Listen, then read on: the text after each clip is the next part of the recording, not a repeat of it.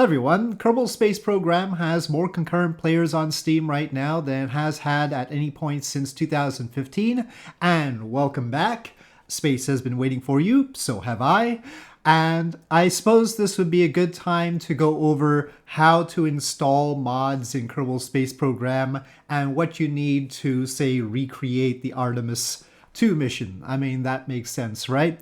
Now, a lot of the time people ask me what mods I have installed because I do these recreations and they involve a lot of visual mods and it all looks impressive, but it's actually really hard to run. I have 64 gigabytes of RAM and so that allows me to do it, but if you don't have as much, you can't just throw everything in the way I do. There is also another complication. And that's why I'm showing you these folders.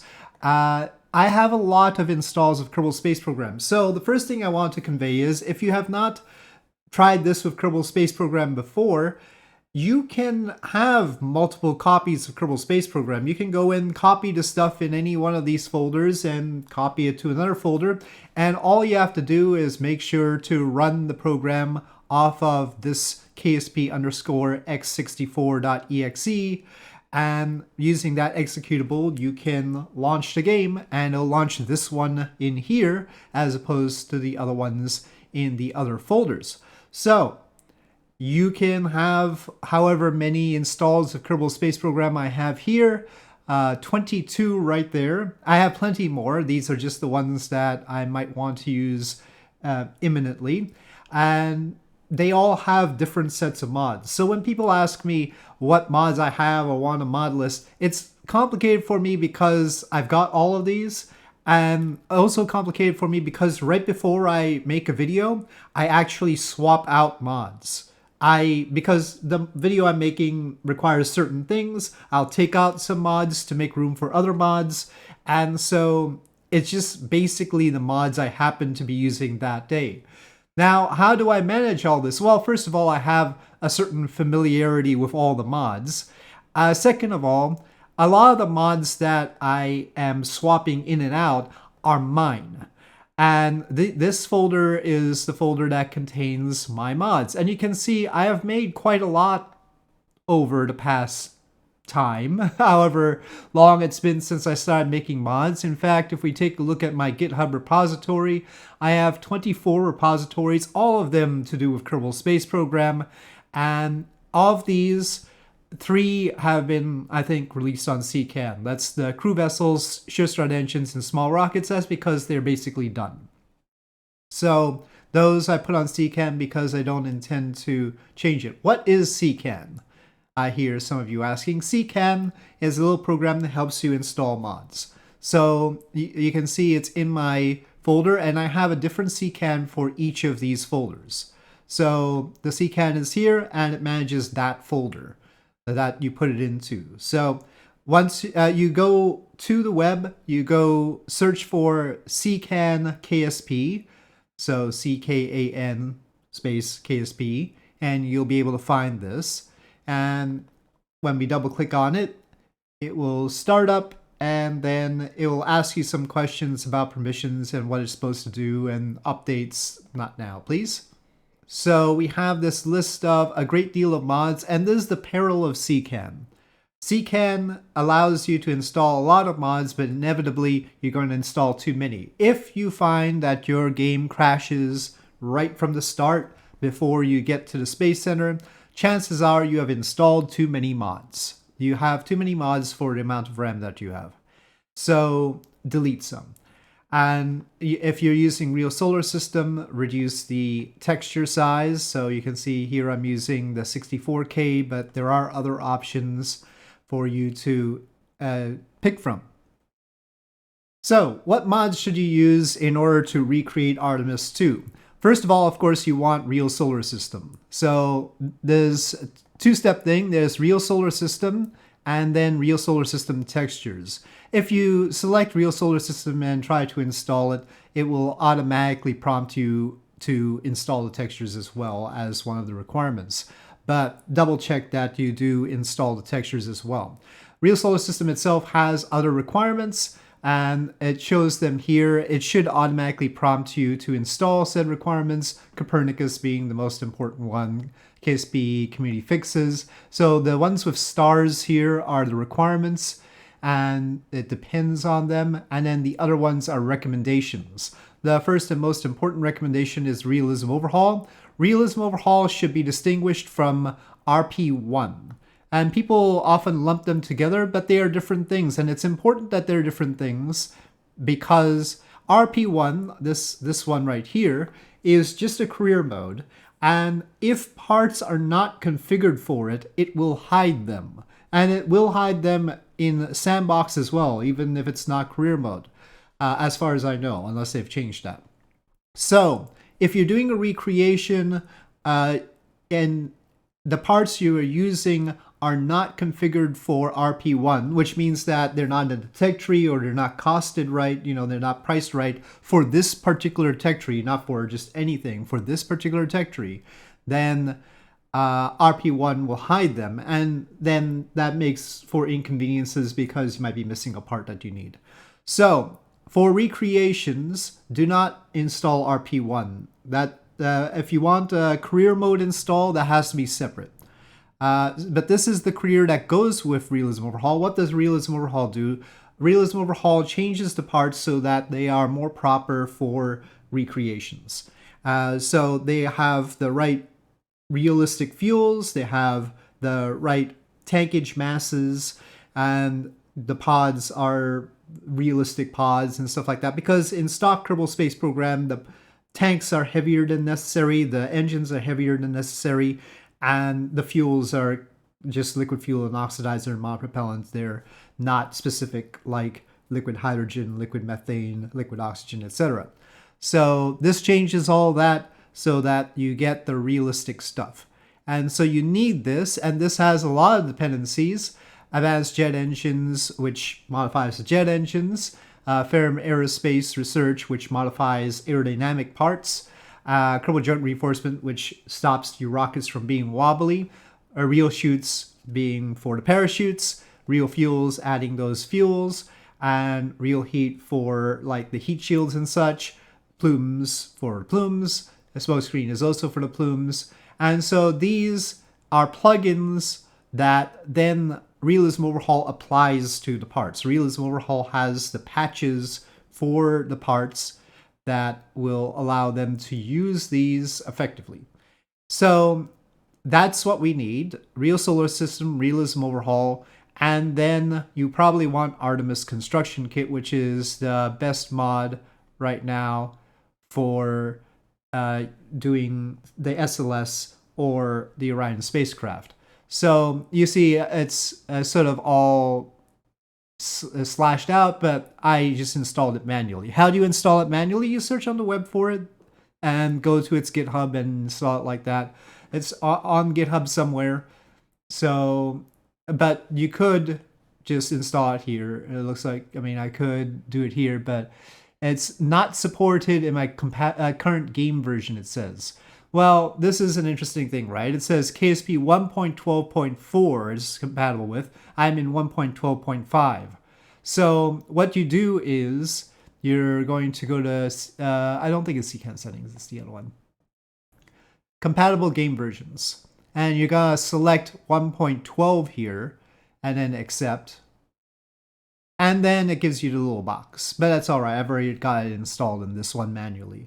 So now you can just select it and it'll install that one and it won't be unhappy about that. And that will have its own requirements. So you get animated decouplers, B9 part switch, module manager, HabTech props, deployable engine plugin, community resource pack, which will already be installed by Realism Overhaul eventually. Simple adjustable fairings, okay, and then it has some suggested mods. And those are more of the visual mods. So let's take a look. This is the install that I did the Artemis II mission in. And a lot of these are just mods that are automatically installed by other things. So these are that sort of deal. A lot of the stuff that I have here are for recreating other missions, not the Artemis II mission. So we'll set that aside for now. These are required by Realism Overhaul, and then there's a bunch of other stuff that was required by Artemis Construction Kit. And so as we go along, this is the actual Artemis Construction Kit right here. You'll note that there is this RO configuration. I didn't create that. You'll have to find, I think it might be in the thread for Artemis Construction Kit. So if you go on the to the forums, you can get these patches then. I seem to have edited the SLS one to fix something or another, but I don't remember what it is.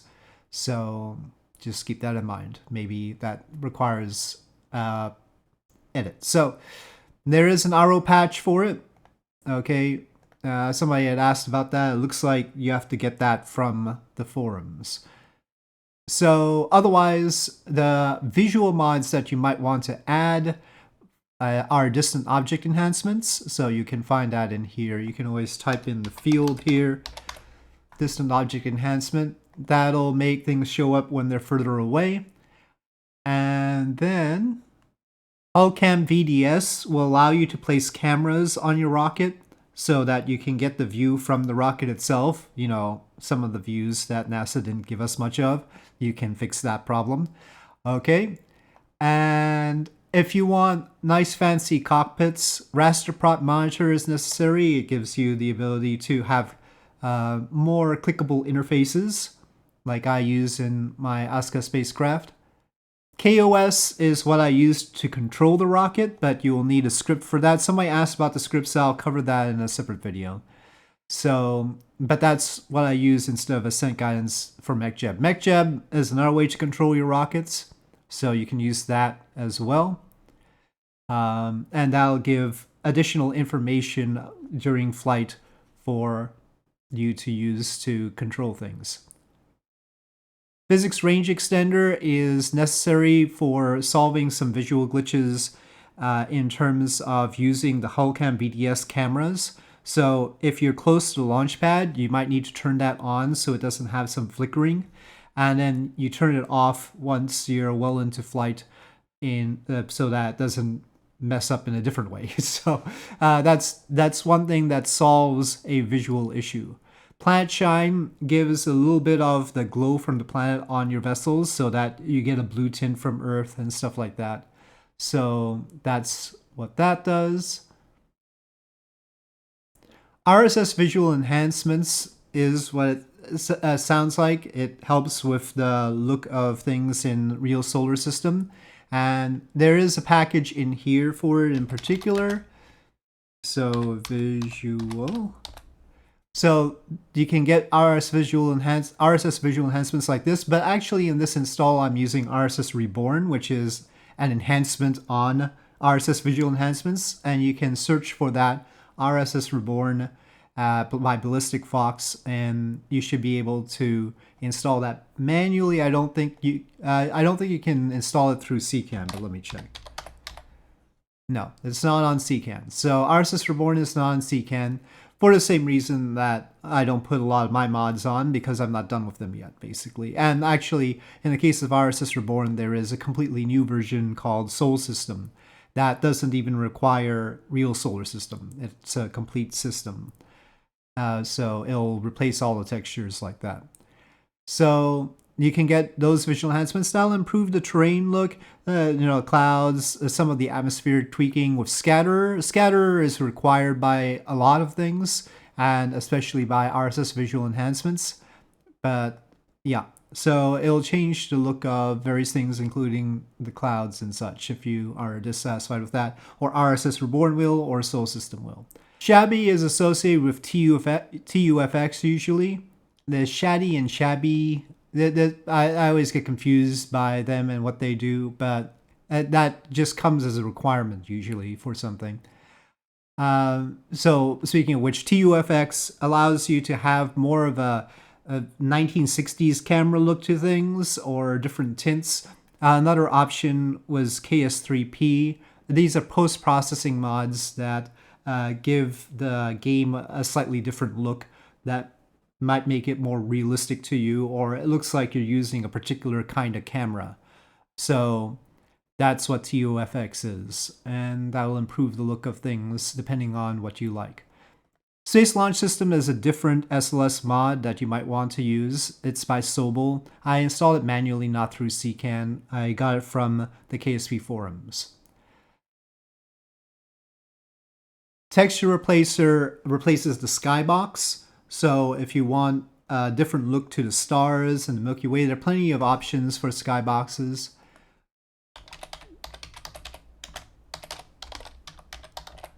So we have Texture Replacer here. And then if we type skybox, we have various options for skyboxes. Just make sure that they are using Texture Replacer, of course. So Milky Way skybox. Unfortunately, we don't have image previews in CKAN. That would be really helpful if they ever wanted to change CKAN. If they could have compatibility for images, that might be nice, so that people can judge these different skyboxes some way. But anyway, you have options for skyboxes, and those use Texture Replacer usually. You probably want Kerbal Alarm Clock to get the timing right for your launch for Artemis II.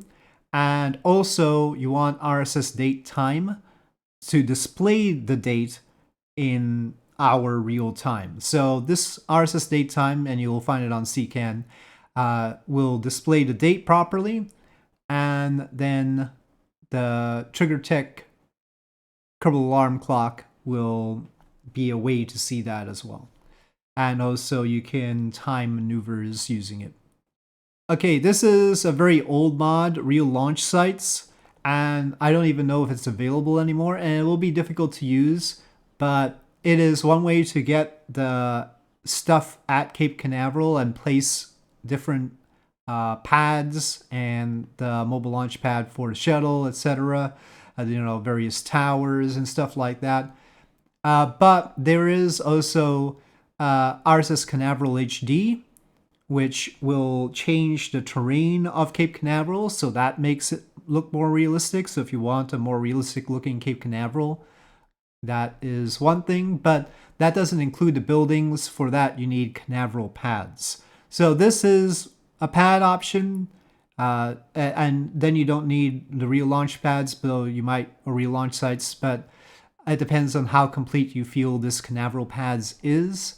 And generally, if there are physical buildings around that you want to place, you want Kerbal constructs. That allows you to place buildings and structures manually. So you can do that in-game, and it'll give you a choice of different structures based on what other mods you have installed. Some like OSS/NTR have additional structures called statics that you can then place using Kerbal constructs. So this will require Kerbal constructs.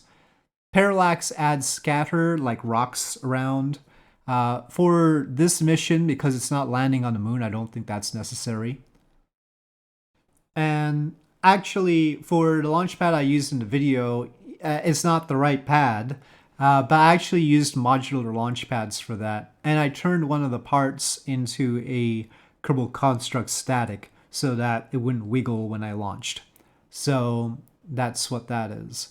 So you can turn any of these into, or any part really, into a Kerbal construct static if you just wanted to place it with Kerbal constructs. But you can just use modular launch pads. Normally, that means you will fit the launch pad onto your rocket. At the bottom of the rocket, you'll attach it like a launch clamp, basically. And then you can use modular launch pads to have probably a better looking launch pad. The only risk is that if you do it like that and attach it in the VAB to your rocket, that when the rocket launches, it might knock it a bit. And so that's why I didn't do it that way. Waterfall is used for many engines for the plumes, so that's generally required by a lot of things, and these days you should have it installed for Realism Overhaul as well. I don't know if it requires it. I don't think any of my additional configurations here are relevant. I did add tweak scale to modular launch pads. There's James Webb Space Telescope, but for this mission, you don't need any of that. So, sorry, it is sort of a tedious thing, but it is just what you need to install. But as you can see, I have a lot more than that involved in this, and that's because this install is meant for all sorts of different recreations, as opposed to other things that I do, like solar system stuff, or a lot of the futuristic stuff goes in here. There's an install just for Starship.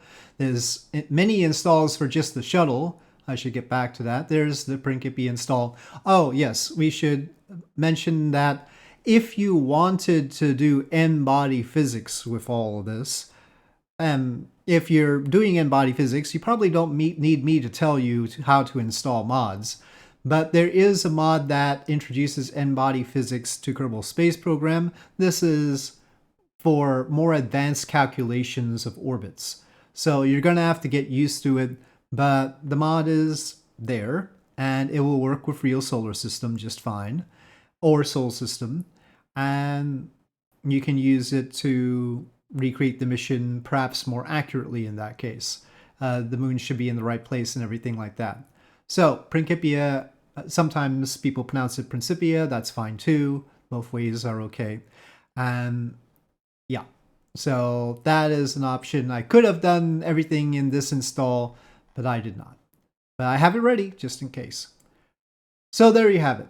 That is a look at the sort of background process of getting an install ready for doing various things in Kerbal Space Program. There's basically, there are three things that I do in Kerbal Space Program. Recreations like this, or testing things that involve real rockets. And then there's trying out completely off-the-wall ideas, which aren't based on real rockets. This often involves my own mods, and so I'm testing my own parts effectively in that case, but those are parts that have a particular function that has not been anticipated by real-life rockets. And then there's career mode. So there's two sandbox things, and then this career mode. And so we have RP1 here, those are special career mode installs, or my RP2000 career, which is a career mode I made so that it would be lightweight. RP1 has a lot involved in it. RP2000 is a little bit easier to get into, and that's also available as a repository on my GitHub. So the only catch is that Realism Overhaul really likes you to just use RP1. So if you're using RP2000, you need to make sure to use a particular version of Realism Overhaul, 17.4.1 or earlier. The later versions don't allow careers other than RP1. So if you want to get into an easy career mode that is more like stock Kerbal Space Program, that is an option. Okay, so I think that just about does it.